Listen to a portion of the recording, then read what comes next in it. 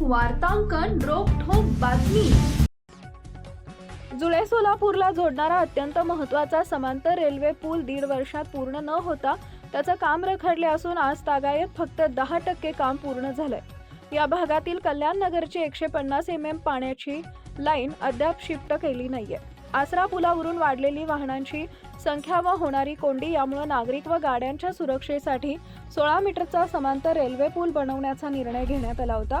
आमदार सुभाष देशमुख यांनी केलेल्या प्रयत्नांमुळे या कामासाठी महाराष्ट्र शासन व रेल्वे मंत्रालयाच्या वतीनं 28 कोटींचा निधी मंजूर झाला आहे। हे काम महारेल या कंपनीला देण्यात आलंय।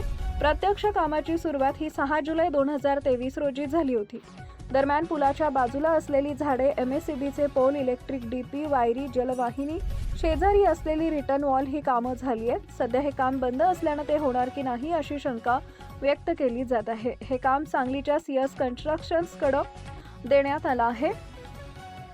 कंपनीचा बोर्डही दत्त मंदिरच्या बाजूला लावण्यात आलाय। वास्तविक हे काम तेव्हाच सुरू होणं अपेक्षित होतं, मात्र तब्बल 2.5 वर्षांचा कालावधी उलटत आला तरी सुरुवात झाली नाहीये। जून 2024 मध्ये महापालिकेच्या अधिकाऱ्यांनी व रेल्वे प्रशासनानं जागेची पाहणी केली होती। त्यावेळी आसरा पुलाखालील कल्याण नगरची जलवाहिनी स्थलांतरित केल्याशिवाय काम होणार नसल्याचं लक्षात आले होते। महाराष्ट्रातील महत्त्वाच्या आणि ताज्या बातम्या पाहण्यासाठी आमच्या जय हो न्यूज चॅनलला सबस्क्राईब करा आणि बेल आयकॉन प्रेस करा।